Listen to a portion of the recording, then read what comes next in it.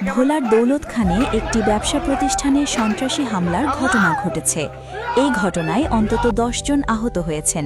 আহতদের মধ্যে 8 জনকে ভোলা সদর হাসপাতালে ভর্তি করা হয়েছে। শুক্রবার 10 এপ্রিল সকাল 8টার দিকে উপজেলার চরখলিফা ইউনিয়নের মিয়ারহাটে এই ঘটনা ঘটে।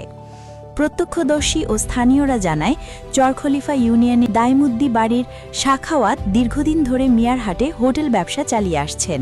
সম্প্রতি একই বাড়ির ফরিদ গংরা ওই ব্যবসা প্রতিষ্ঠানটি তাদের বলে দাবি করে। এ নিয়ে কয়েক দফা স্থানীয়ভাবে সালিশ বৈঠক হয়েছে। শুক্রবার সকালে শাখাওয়াত হোসেন তার ব্যবসা প্রতিষ্ঠানে সংস্কারের কাজ করছিলেন। এ সময় ফরিদ গংরা দলবল নিয়ে সংস্কার কাজে বাধা দিলে দুপক্ষের মধ্যে বাকবিতণ্ডার এক পর্যায়ে ফরিদ ও তার চাচাতো ভাই মাকসুদ ধারালো অস্ত্র ও লাঠিসোঁটা নিয়ে শাখাওয়াতের ওপর হামলা করে। এতে শাখাওয়াত হোসেন সহ 6 জন আহত হন। আহতদের ভোলা সদর হাসপাতালে ভর্তি করা হয়েছে।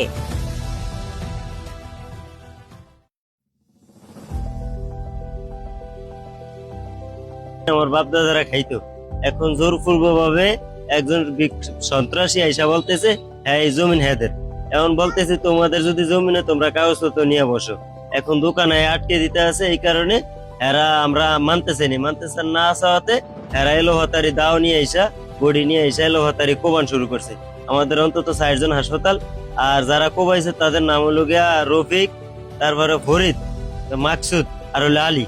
এই 4 জন এলো হাতারি কোবাইছে। আর আসছিল ফরিদের বউ রাতে দাও আসছিল, ফরিদের বউ রাতে দাও দিয়ে আমার ভাতিজার মাথা বেসে কোপ দিছে।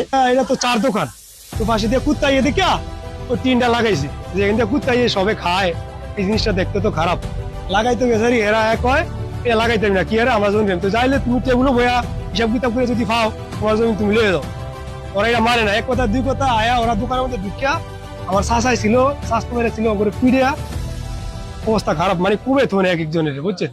ভোলা সদর হাসপাতালে চিকিৎসাধীন শাখাওয়াত হোসেন জানান, পৈতৃক সূত্রে পাওয়া জমিতে ঘর তুলে দীর্ঘদিন ধরে হোটেল ব্যবসা চালিয়ে আসছি।